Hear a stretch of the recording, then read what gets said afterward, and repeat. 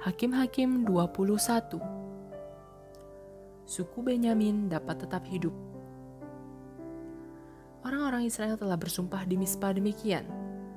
Seorang pun dari kita tak akan memberikan anaknya perempuan kepada seorang Benyamin menjadi istrinya. Ketika bangsa itu datang ke Betel dan tinggal di situ di hadapan Allah sampai petang, maka mereka pun menyaringkan suaranya menangis dengan sangat keras. Katanya, "Mengapa ya Tuhan Allah Israel terjadi hal yang begini di antara orang Israel, yakni bahwa hari ini satu suku dari antara orang Israel hilang." Keesokan harinya pagi-pagi, maka bangsa itu mendirikan mezbah di situ, lalu mempersembahkan korban bakaran dan korban keselamatan. Pada waktu itu berkatalah orang-orang Israel, "Siapakah dari seluruh suku Israel yang tidak ikut datang dengan jemaah ini untuk menghadap Tuhan? Sebab mereka telah bersumpah dengan sungguh-sungguh mengenai orang yang tidak datang menghadap Tuhan di Mispa demikian. Pastilah ia dihukum mati." Orang-orang Israel merasa kasihan terhadap suku Benyamin saudaranya itu. Maka kata mereka, "Hari ini ada satu suku terputus dari orang Israel. Apakah yang dapat kita lakukan kepada orang-orang yang tinggal itu dalam hal mencarikan istri? Karena kitalah yang bersumpah demi Tuhan untuk tidak memberikan seorang pun dari anak-anak perempuan kita kepada mereka menjadi istrinya." Sebab itu berkatalah mereka, "Dari suku-suku Israel adakah satu yang tidak datang menghadap Tuhan di Mispa?" Lalu tampaklah bahwa dari Yabes Gilead tidak ada seorang pun yang datang ke perkemahan jemaah itu. Lalu diperiksa jumlah bangsa itu, dan tampaklah tidak hadir seorang pun dari penduduk Yabes Gilead. Maka perkumpulan itu menyuruh ke situ 12.000 orang dari orang-orang gagah perkasa dengan memerintahkan kepada mereka demikian, "Pergilah, pukullah penduduk Yabes Gilead dengan mata pedang, juga perempuan-perempuan dan anak-anak. Tetapi perbuatlah begini, hanya semua laki-laki sajalah dan semua perempuan yang telah pernah tidur dengan laki-laki harus kamu tumpas." Mereka menjumpai di antara penduduk Yabes Gilead 400 orang anak gadis, perawan yang belum pernah tidur dengan orang laki-laki. Lalu gadis-gadis itu dibawa mereka ke perkemahan di Silo di tanah Kanaan.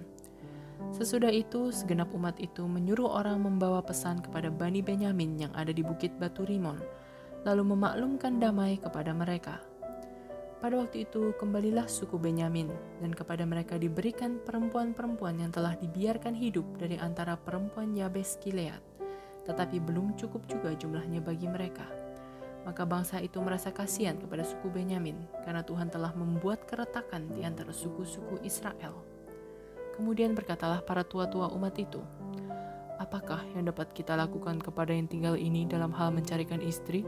Sebab perempuan-perempuan telah punah dari antara suku Benyamin." Lagi kata mereka, "Warisan orang-orang yang terluput itu haruslah tetap tinggal pada suku Benyamin, supaya jangan ada suku yang terhapus dari antara orang Israel. Tetapi kita ini tidak dapat memberikan istri kepada mereka dari anak-anak perempuan kita. Sebab orang-orang Israel telah bersumpah demikian. Terkutuklah orang yang memberikan istri kepada suku Benyamin." Lalu kata mereka pula, "Setiap tahun ada perayaan bagi Tuhan di Silo yang letaknya di sebelah utara Betel, di sebelah timur jalan raya yang menuju dari Betel ke Sikem, dan di sebelah selatan Lebona."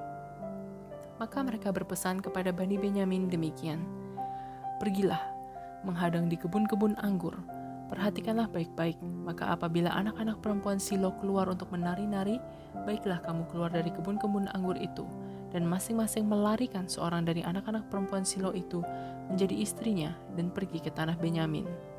Apabila ayah atau saudaranya laki-laki datang untuk menuntutnya kepada kami, maka kami akan berkata kepada mereka, serahkanlah mereka itu kepada kami dengan rela hati.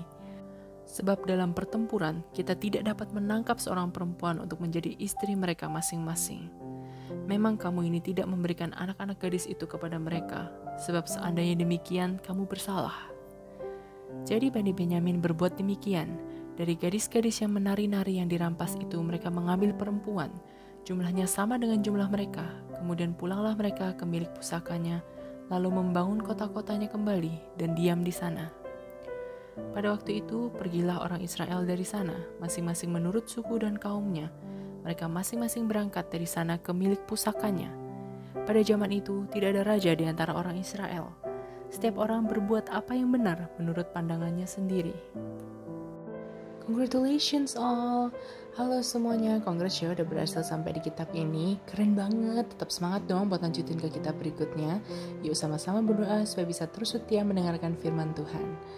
Nah, ini salah satu ayat oke nih di Hakim-Hakim. Hakim-Hakim 6 ayat 16, berfirmanlah Tuhan kepadanya, tetapi akulah yang menyertai engkau, sebab itu engkau akan memukul kalah orang Midian itu sampai habis. Jadi penyertaan Tuhanlah yang membuat orang Israel berhasil memukul kalah orang Midian sampai habis. Nah, kalau kalian apa nih ayat favorit dari kitab ini? Komen di bawah ya.